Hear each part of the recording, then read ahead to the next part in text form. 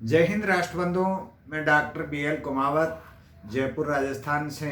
अपना देश 1947 में आज़ाद हुआ और आज़ादी के बाद आज अपन अपने देश की चर्चा करते हैं तो देश का जो कीर्तिमान है वो काफ़ी बढ़ा है।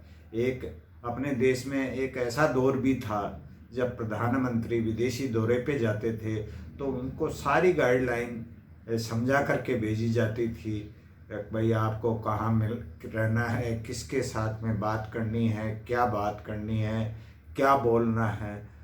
इसका एक शर्मनाक उदाहरण अगर बात की जाए तो कैम्ब्रिज यूनिवर्सिटी में जब डॉक्टर मनमोहन सिंह जी प्रधानमंत्री थे और वो गए तो उनको एक तमके से नवाजा गया। उनके गले में जो तमका डाला गया वो उस तमके की खुशी में झूम रहे थे, जबकि देश के हर राष्ट्रवादी उनके जो भाषण थे उन्होंने जो अंग्रेज़ों की जो गुलामी थी उसकी सराहना की और उससे पूरा देश एक तरह से अपने आप को शर्मसार महसूस कर रहा था।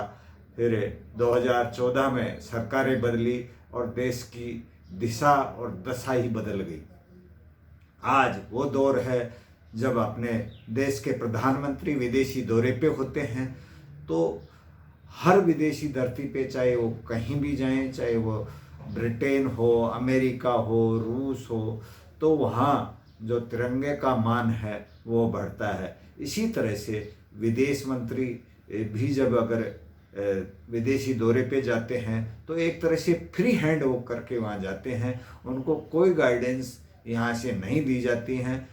उनको ये कहा जाता है, एक तरह से फ्री हैंड रहते हैं और वहाँ जा कर के जो भी निर्णय लेते हैं, जो भी बोलते हैं, वो अपने विवेक से और देश की जो भावना है या देश का जो स्वाभिमान है उसको सिरोधार्य रख कर बात करते हैं और जो भी निर्णय लेते हैं अपने विवेक से लेते हैं। तो इसी से जो गांधी जी कहते थे कि रामराज्य की स्थापना हो अपने देश में, तो दोस्तों ये एक तरह से शुरुआत हो चुकी है। और इसी का ये उदाहरण है कि यहाँ का जो विदेश मंत्री भी आज अगर बाहर जाता है अपने विवेक से राष्ट्र हित में और राष्ट्र की जो भावनाएं हैं उनकी कदर करते हुए वहाँ बात करता है। जो भी बातचीत होती है, जो भी समझौते होते हैं, वो एक तरह से फ्री हैंड होकर के वहाँ जाते हैं और बात करते हैं, जिससे देश का गर्व बढ़ता है। अभी इसका एक बहुत ही गर्वित करने वाला उदाहरण जो रशिया और यूक्रेन के बीच युद्ध चल रहा था, दोनों सेनाएं आपस में गोले बारूद बरसा रही थी, तो वहाँ अपने देश के जो युवा थे वहाँ पढ़ने के लिए गए हुए थे, वो फंसे हुए थे और वो जब तिरंगा लेकर के उन दोनों सेनाओं के बीच से निकले तो एक तरह से युद्ध में विराम ही नहीं लगा। बाकी उन दोनों देशों की सेनाओं ने झंडे को सलामी दी तो हर भारतीय का सर गर्व से ऊंचा हो गया।